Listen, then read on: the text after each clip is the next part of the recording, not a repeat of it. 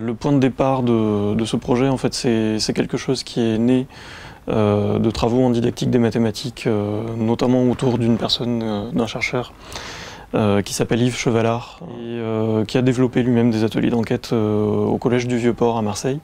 Il y a eu plusieurs autres expériences d'ateliers d'enquête de ce style-là, mais ça n'avait pas été réalisé dans le cadre d'une classe préparatoire pour des écoles d'ingénieurs.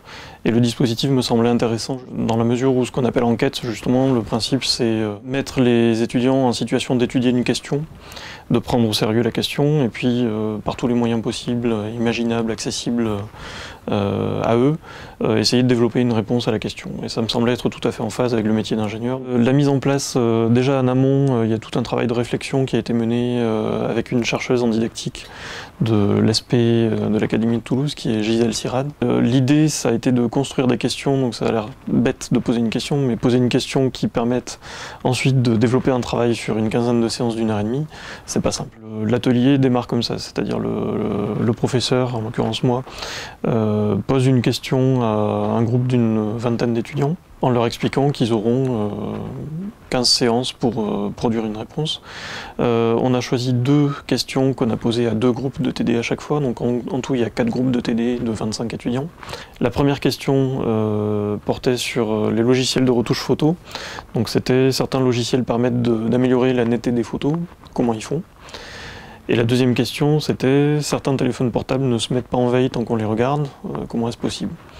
Et donc ils avaient 15 séances pour trouver une explication à ces 2 phénomènes-là, et avec totale liberté. C'est-à-dire certains sont allés jusqu'à produire des algorithmes, les coder sur l'ordinateur, et puis se rendre compte qu'ils arrivaient eux-mêmes à améliorer la netteté d'une image, par exemple.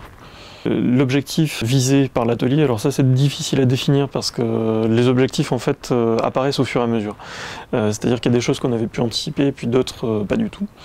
D'ailleurs au début j'avais parlé d'enseignement fonctionnel des mathématiques et puis il s'est avéré que c'était un atelier qui était plutôt pluridisciplinaire. C'est-à-dire que les œuvres scientifiques qui ont été abordées au gré de l'enquête, qui n'étaient pas du tout prévues. Moi, j'ai pas enquêté sur ces questions-là avant de les poser. Ça a été des œuvres aussi bien mathématiques que physiques. Ils ont été aussi confrontés à de l'électronique, de l'optique, mais aussi des choses plus inattendues pour moi, bien qu'à la fois on aurait pu les prévoir. Par exemple, ils sont tombés très souvent sur des ressources en anglais.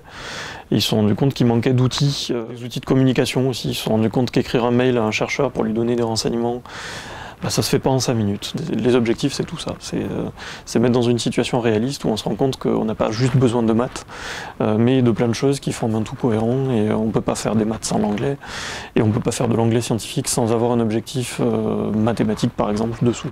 Il y a des phénomènes assez intéressants qui se produisent, c'est-à-dire par exemple, au bout de 2 séances, il y avait des étudiants qui étaient persuadés d'avoir la réponse à la question. Donc il a fallu lutter contre ça, et en fait on s'est rendu compte peu à peu que c'était juste l'expression d'une résistance à un dispositif qui est complètement orthogonal à ce qu'ils font habituellement. Il y a des étudiants qui ont fini par me dire on n'a pas l'habitude, d'habitude on sait qu'il y a une réponse, puis on cherche la réponse, et puis là en fait il faut la construire, on ne sait pas où on va. Donc il y a eu des séances très tendues. Et puis après, passer ces résistances-là, il y a d'autres phénomènes intéressants qui apparaissent, c'est-à-dire des phénomènes d'auto-organisation. C'est-à-dire je les ai laissés totalement libres de naviguer comme ils le souhaitaient. Et dans plusieurs groupes, ils ont ressenti le besoin de faire des synthèses collectives, puisqu'ils travaillaient par petites équipes de 5. Et il y a eu des moments où ils se sont tous réunis pour partager ce qu'ils avaient élaboré, etc. Donc ça, c'est des phénomènes assez intéressants qu'on voit peu dans des classes normales. Là, il y a quelque chose de...